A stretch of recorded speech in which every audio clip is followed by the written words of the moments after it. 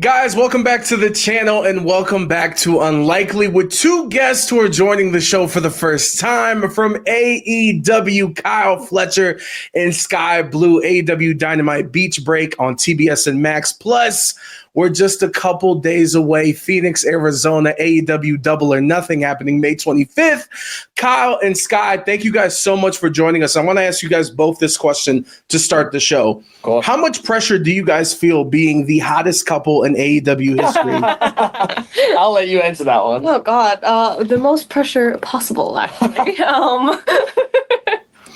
No, I love it. And Kyle, I need some advice before we get into wrestling and everything. Sure. So the name of the show is Unlikely. I feel like I want to, this show's like super important to me, right? Okay. And I want to get it tattooed on me, but I've never gotten a tattoo before. Okay. And honestly, I know both of you guys are tatted up, so you guys can both help me. But here's my predicament, Kyle. Okay. You know, I do a lot of interviews like in person. So when it's in person, I'm holding a microphone to someone, right? So I'm like, if I put Unlikely on the wrist, that'll be fly. Yes. Some people are telling me, no, put the Unlikely right above your kneecap. But to me, that gives off being like a little slutty. So some advice on where to put this? That gives me big like, can I swear on this show? You can say whatever you want, brother. I was going to say it gives me big fuckboy vibes. Really? Above the kneecap, right? Above the kneecap, yeah. A little bit slutty, like you said. So, Skye, any advice? I mean, tattoos don't hurt if that's what you were worried about, but I don't have any above the kneecap, so I guess I'm in the clear for that one. Yeah, I like a good wrist tattoo. Yeah. I think wrist is pretty good, and like you said, it's like it's branding, you know? It's always every time you hold up your wrist, every time the microphone's up, you're showing your brand. It's good. No, I love that. All right, then we're gonna do it. Next time we talk, I will have the proof. Please. It'll be on here. I will be asking about it. And Skye, I want to ask you, I know that, you know, your parents obviously mean a lot to you and they were huge wrestling fans and they got you into wrestling.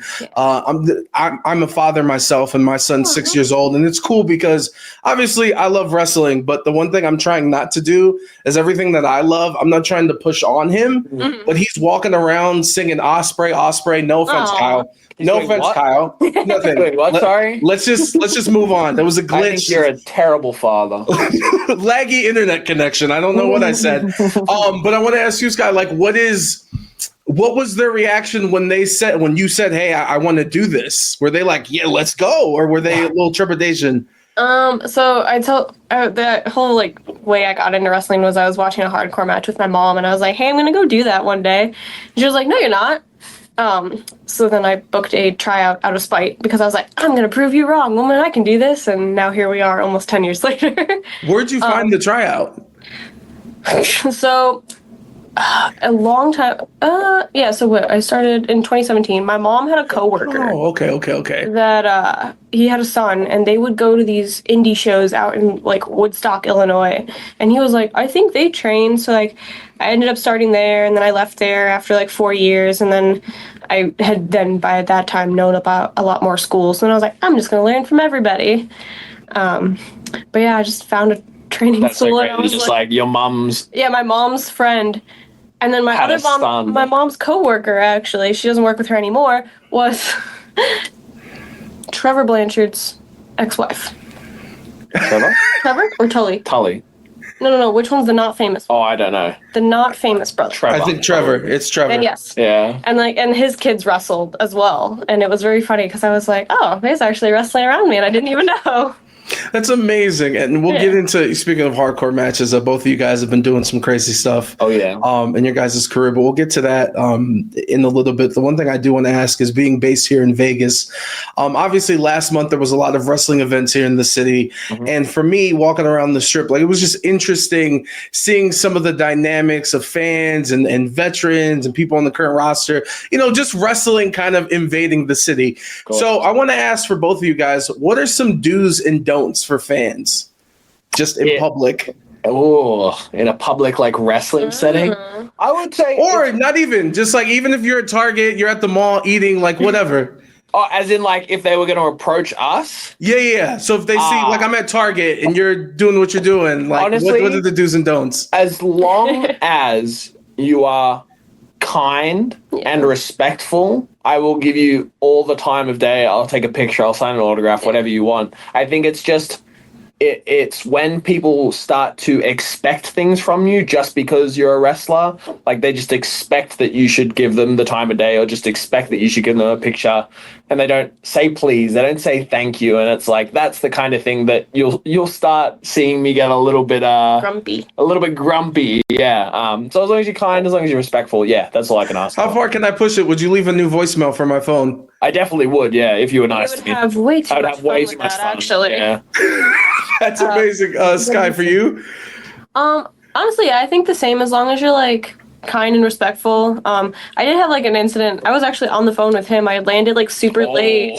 I had headphones on and I was walking, and like somebody came up behind me and I didn't know, and it like scared the crap out of me. 1 a.m. in the morning. Yeah, like my flight landed really late. And, like, my instinct being a female traveling by herself with headphones on was to, like, turn around and swing. And I was like, oh, it's a fan. And I felt bad, but at the same time, I was like... But also, they weren't very kind. Yeah, either. Just, like, something like that. Like, just don't jump scare me. Avoid walking up to people at an airport at 1 a.m., especially if you have a Funko Pop in your hand. Yes. Or some printed out picture. Skye, I want to ask you, July 20th, I believe when this comes out, it has been 297 days. Hey, he knows the number. Yeah. I just knew it was 10 months. Yeah. Had to do some math, baby. Excalibur, you can use that. Research. Let's go. Excalibur, you can use that on Dynamite, no problem. Obviously, can you put into words the excitement level? Excitement level? It's a lot of nerves and a lot of anxiety. Like, I've been anxious since, I think, last week when I knew that the package was coming out. And you've been anxious for longer. I've been very anxious. But now it just feels more real, and like seeing the full graphic, it is really real now. I like last night when we were actually at the gym and I saw the graphic, I was like, Kyle. It just like makes everything more real. But I am beyond excited to get back in the ring, and the fact that it's in Hoffman at the Now Arena is like a cherry on top. Nah, it's perfect time, and it's funny how life works out like that. And I can't imagine just like all the emotions that go through all this time that you've had to wait to do what you love, right? Yeah. If I could ask you to be a little retrospective, like what did you learn about yourself going through this? Well, I can't sit still very well. Yes. The second the cast came off, I was like, okay, I can wrestle, guys, right? And they're like, no, sit back down. Hey. But I feel like I definitely learned that I'm a lot more like determined than I thought I was. Like, there were definitely some moments that I was like, oh, I might not be able to wrestle again, or like, oh, this is really bad. But just especially like, with Kyle's support and being like, no, shut the voices up, you can do this, like, you just have to keep pushing harder. Definitely like this is probably like the hardest injury I've ever had, and hopefully, knock on wood, for a while that I will ever have. But yeah, just that I could push myself harder than I thought I actually could. Like, that I could keep doing more and like keep pushing myself harder than what I thought I was capable of. And Kyle, I want to flip this on you. Obviously, navigating this situation as a partner to Skye, but also you have your career and you're navigating and you're going through things you haven't done in your career, and you have a lot of buzz around you as well. So for this, like, how was it navigating this whole situation? Yeah, man, it was weird. Firstly, because I've never had, touch wood again, a serious injury. I've never experienced anything like this. So for me, this was my first like experience, like knowing what it kind of entails in general. So it was hard for me seeing her go through it. Obviously, it's someone you care so deeply about, to see them going through this anxiety and this hard time. But yeah, it as a partner, it just became about her more than anything. It wasn't about me. It wasn't about anything I was feeling. It was trying to make life better for her. It was trying to keep her on track, even when she wanted to give up, even when she thought she couldn't do it. It was, I was there to be her support and her rock. And then, it was a pretty, another hard thing was the fact that my career was going crazy whilst this was going on. She was sitting at home on the couch and she had to watch me go and do these awesome things and like stuff that I've been dreaming about my whole life. So it was definitely another layer to it. But then I also think for her, I don't want to speak for you, but like I think that it equally made it harder but also easier, because she at least still had that kind of like attachment to wrestling, and I could come home and I could be like, oh, what do you think about this idea? What do you think about this idea? What do you think about like this gear? What do you think about this? Whatever. So I feel like she still felt connected in that sense. And then also like I could take her to those big shows and just bring her along and she could be backstage and see everybody. And she still felt like she was a part of like the AEW family while she was still out. So yeah, pros and cons to both. Definitely a good like life experience to go through together. I mean, yes, but like, I don't retrospectively, yeah. She's like, I learned some things, but never again, and never again. No, please. But I just think, yeah, like we have grown so much as individuals and so much as a couple through this experience. So yeah, take a negative, turn it into a positive. Skye, I'm kind of curious because like everybody treats things that they care about differently. Like I'm very vocal. I want to be the best wrestling interviewer out on the planet. Hell yeah. I don't even watch other CVV. All respect to everybody, but I can't watch them because I'll either get upset because it's a shitty question or damn, why didn't I ask that? So for you, when you were injured, like outside of what Kyle was doing, were you watching whether it's AEW or just everything else in the world when it comes to wrestling? Yeah, so there would be some days that I would turn it on and I would try to watch wrestling and I would just instantly start crying, or I would get really frustrated and I would try to get up and walk and I would fall. But then it was frustrating, but then at the same time, I knew that I still wanted to be a part of it, even if it was just sitting on the couch and watching, or even if it was texting Kyle right after his match, are you alive? Are you good? So it was definitely, there were just some days that I just couldn't watch it and I would just watch it later when I felt better. But watching it was super important. I just wanted to still feel included and still be a part of it. Like I got to go to his big matches. Like I got to go for his first pay-per-view in Steel Cage. Watching Wembley on the couch though was really hard because I knew how excited he was for Wembley. He was doing his big diet and his workout, and just having to sit there and watch. I mean, I had Robbie Eagles with me, so that was a plus. We watched it together, but I was just sitting there and I was like, I really wished I was there for that one. Yeah, man, everything's a learning experience. And speaking of that, Kyle, obviously you not breaking away per se, but getting to have this singles run, I guess is what I'll say. Sure. And obviously this feud with Will Ospreay, which has been incredible. And we're going to get to the cage match. I'm going to ask an annoyingly amount of questions about that match in particular here in a second. But just getting that experience in this singles run, how has that been for you? Dude, it's been there's so many emotions around it. I think when you love something so deeply and you believe in yourself so deeply that you're destined to be great at something, it's kind of like it's a weird feeling when it all starts to kind of fall into place. Like, no one's going to believe me when I'm 12 years old saying I'm going to be the best wrestler of all time. Everyone's like, yeah, okay, brother. But now it's like getting to a point where I see people saying this as if it's like a real thing. And man, dude, I'm going to start getting emotional about this. Yeah, please help me. But it's so rewarding in so many different ways. I've literally been working my entire life to get to this point, and to just see it all come to fruition, to have these awesome matches, to wrestle my literal dream opponents. Yeah, it's really special, man. No, it's real cool. And yeah, man, it's okay to have the tears and the emotions. You work hard, brother. You guys both do. Yeah. That's for Wednesday. Right? I'm going to be a basket case. Really? Like, I already know it. Yeah. Oh, it's going to be a beautiful thing. Oh, well, and Chicago too. Like, that's going to be great. Let's talk about some violence, shall we? Yes. The one thing I do enjoy about both of you guys is you guys have had some pretty intense matches, and Skye, you've been vocal about wanting to be a part and wanting AEW to have a female blood and guts match. Yes. Out of curiosity, who would be on your squad though? Your squad. What is it? 5? Oh, yeah, is it 5 people? 5. Yeah. You can do 4 or 5. Do 5. Why not? Me, Julia Hart. I want Willow because Willow is just as crazy as I am. I feel like Chris Statlander because she's pretty big and she's pretty strong. She's crazy too. I need a fifth. Who else is a little crazy? Who's crazy? Athena.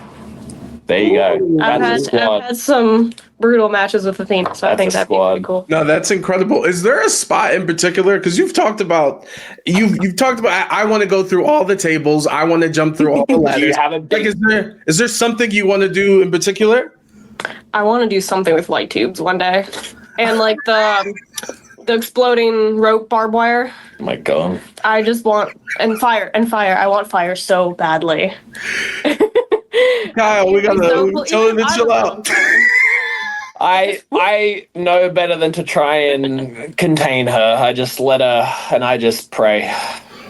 Oh, that's amazing. You can't talk. Yeah, you can't talk. You cannot talk.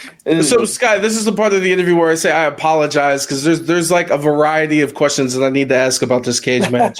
This is my favorite match of the year. Hell yeah. It was absolutely incredible. First thing first, out of curiosity, with it being an actual cage match, means you're restricted in terms of if it was a street fight, we have the whole venue in theory. Yes. So having to put a match like this, was it different and difficult? As my son walks into the room, Sire, say hi. Say hi. What's going on? Hi. Hey, I'm at work, Papa. I love you. I'll almost be done. My name's Fletcher. I'm Miss Parker. Yes, you are my partner. Yeah? So, hey, Kyle, my question is, like, how difficult was it to have like the cage be kind of a restriction in that match?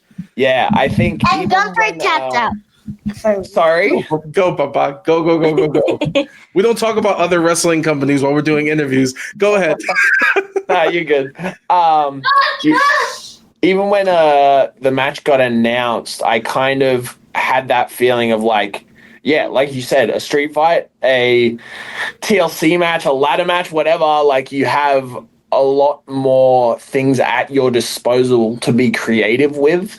With a steel cage, you really have to think about, okay, how are we going to use this environment to make this match better? But then you also have to take into consideration that like the fans can't see as well into the ring. They can't follow all the little things that are going on because, like, yeah, it's harder to get the camera shots. It's harder to, you know what I mean? So, yeah, it was a lot of what's a creative hurdle, to say the least. But it forced us to think creatively. It forced me to think about how we can tie this into the story of the match. Like, very early on, it was Ospreay went for his handspring kick that he does 100 times every time he wrestles, and he couldn't do it physically because he hit the ropes and his feet hit the cage.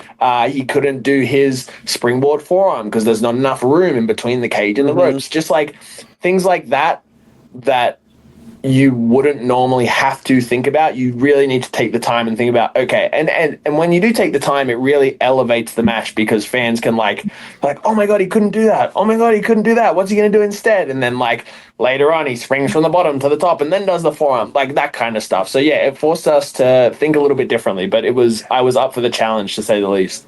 I have this big ass smile on my face because I can't wait for us to actually do a sit down and have more time to talk about all those little intricacies because it's fascinating to me. And like, I want to ask you, Skye, watching that match. First off, did you watch it live?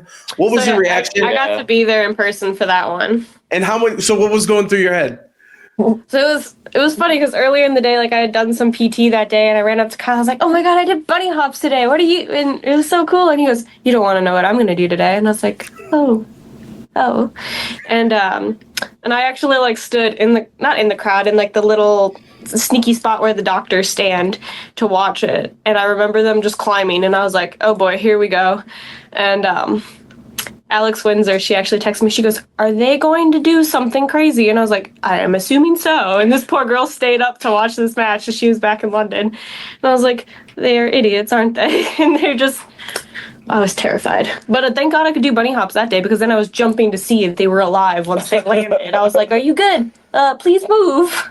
Oh my goodness. Obviously I just told you I thought it was the best. It's my favorite match of the year, best cage match of the year, best cage match of that week, in my opinion. Of all time, it's okay, you can say it. Well, there it is. But in that moment, I mean, or not even in that moment, I don't know how this works. And there's so much violence. I'm like, how can he think about anything while it's happening? Yeah. But like, could you guys tell? Like while it was going on, that like, yo, this is something. They're gonna be talking about this. Yeah, it's not even so much that. It's like when you're in there, you're so focused on the job that you have to do, and like you're so in the moment that you're not even thinking big picture like that. It's more so a feeling, and you can feel the energy, you can feel how everything's going. Like you can tell, like, oh shit, that went really well. Oh shit, that went really well. Oh, this is going really well. And then like you get that response from the crowd. And I remember, like, I think it might have been after the Spanish off the top, because like you can't think about anything else until that's over with. Like that's the big thing. You're like, all right, we got to get past that. Oh, okay. As soon as we were laying there, or I was laying there on the ground after that, first of all, it was, oh my God, I'm okay. Wow. Oh my God, I'm okay. And then you're laying there and then you just feel this like energy, and that building is so cool. I'd never wrestled in there before, but it's like, it literally feels like a cylinder going like this. Instead of like an arena going like this, it's really like straight up and down. So I felt like I was surrounded by like this vibration and this feeling, and I was just lying there and I was going like, I'm getting goosebumps thinking about it right now. It was literally like, oh yeah, this is a good one. This is going to be pretty cool. Yeah. So to answer your question, not to the extent, but yeah, you can definitely tell something was special going down. And then this will be my last question about the cage, I promise. Because I got to ask Swerve about the powerbomb that he took on the cement block with Hangman, and I asked him about the recovery process. For you, not even with the Spanish Fly moment, but just the match in general, what was the recovery process? I was in the gym the next day. Are you dead ass? Yeah, work doesn't stop, brother. Never does. He's crazy.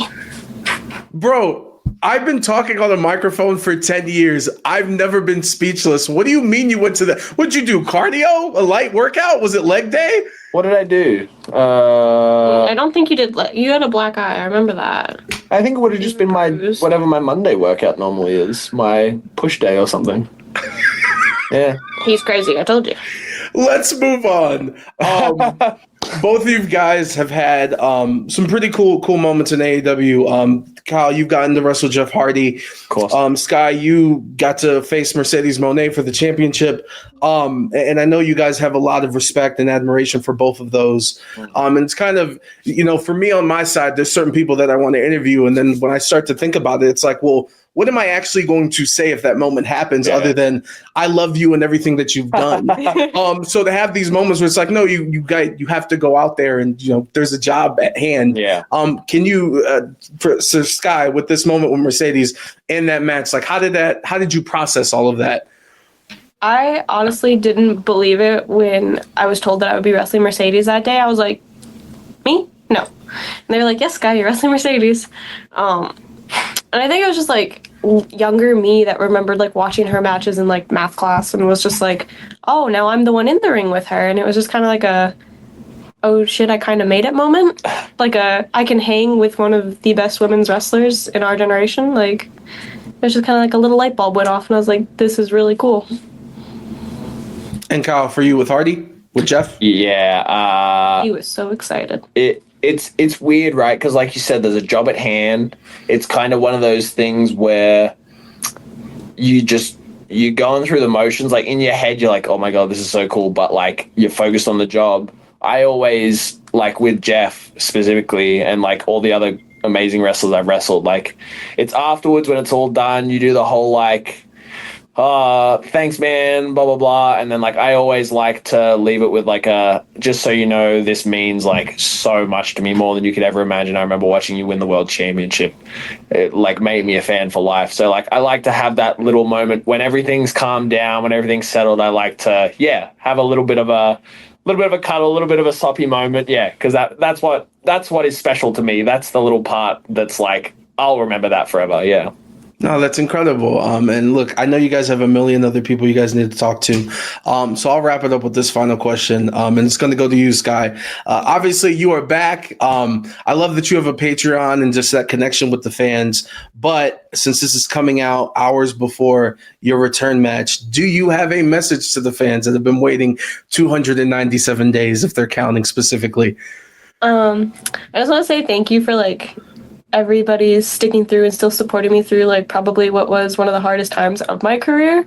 I know it's there were many of times that I just wanted to hide from the world and sit on the couch and curl into a little ball, but just the fact that there was people that even who've never met me and are on the other side of the planet that were still supporting me and pushing me to get back to this moment just means the world. And now it's finally that moment, so all the nerves and anxiety, it's just all balled up, and I'm an excited, nervous ball of blub at the moment. I don't know what blub came to mind, but no, I think that's a good word to describe it. No, it's perfect. And you can check it out, AEW Dynamite, this Wednesday. Beach Break happening on TBS. You can watch it on Max. And yes, exactly, right behind you guys. And then we will be in Phoenix, live coverage, AEW Double or Nothing, happening May 25th. Kyle Fletcher, Skye Blue, thank you guys so much for the time. Pleasure. Thanks for having us.